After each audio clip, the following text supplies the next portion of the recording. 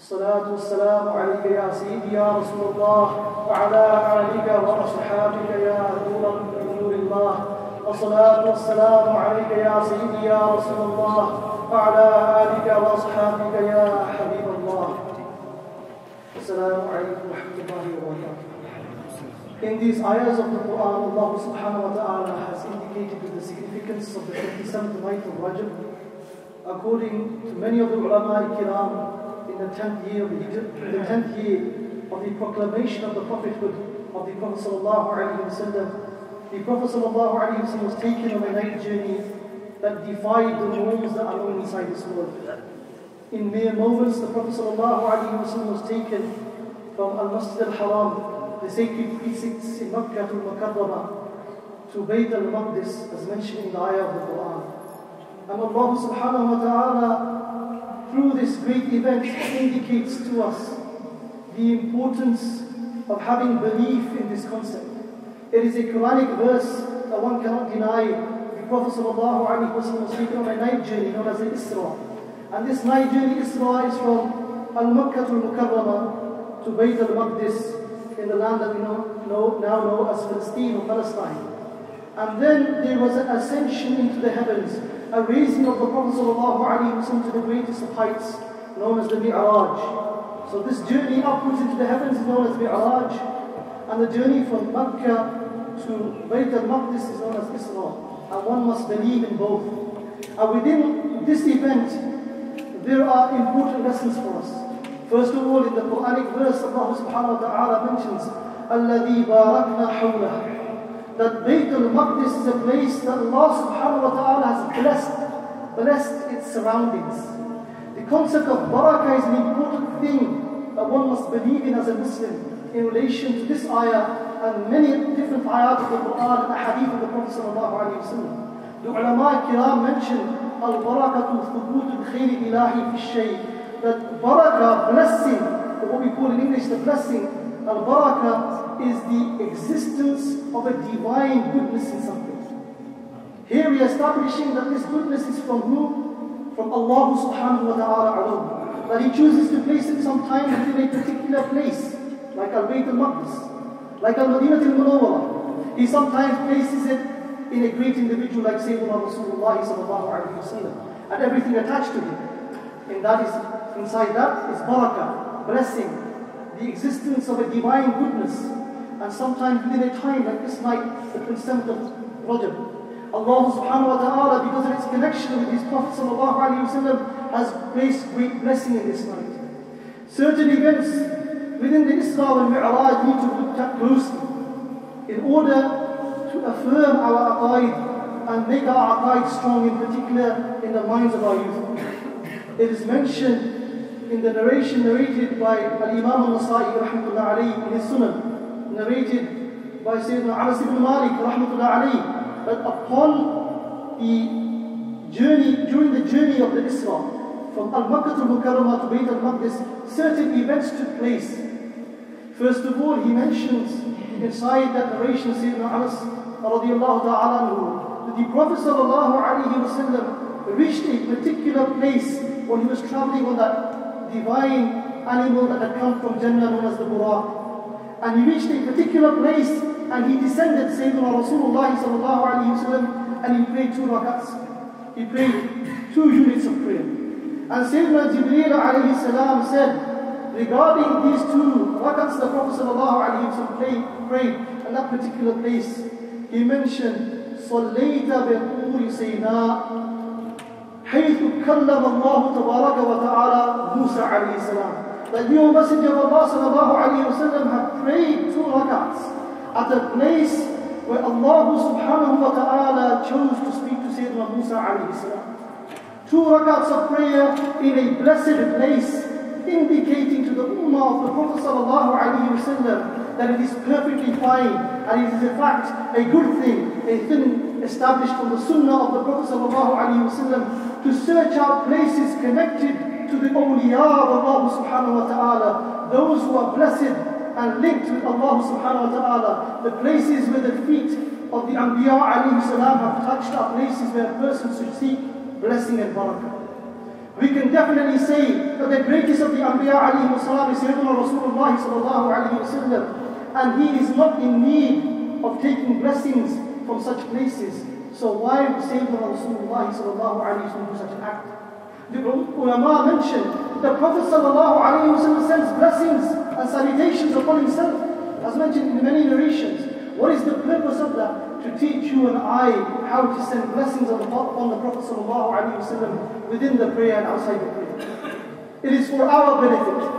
And here, the praying of 2 rak'ah, attar Sinai, the Mount of Sinai, this is an indication to the ummah of the Prophet sallallahu alayhi wasallam. Seek the places where the awliya have trodden. Seek the places where the Anbiya alayhi salam have trodden, and take barakah, blessings from those places. Further, in the narration of the Sunnah of Nasai, the same narration, Sayyidina Anas radiallahu ta'ala anhu then informs us that the Prophet sallallahu alayhi wasallam then travelled further northwards in the direction of Bayt al-Maqdis. Again, the Prophet sallallahu alayhi wasallam descended at a particular place and prayed 2 rakats of prayer.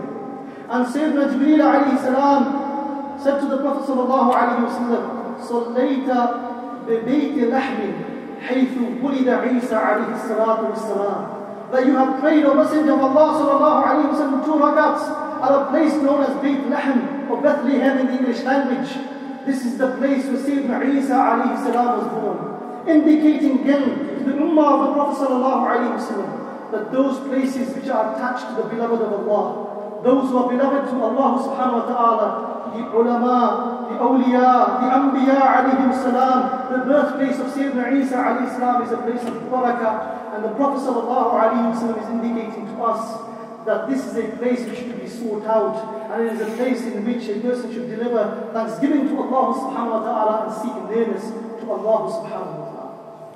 Further in this journey, when the Prophet sallallahu alayhi wasallam reached a particular place, in the hadith of Sahih Muslim, again narrated by Sayyidina Anas radiallahu ta'ala anhu, he mentions that the Prophet sallallahu alayhi wasallam says, مررت على موسى ليلة أسري بي عند الكثيب الأحمر وهو قائم يصلي في قبره.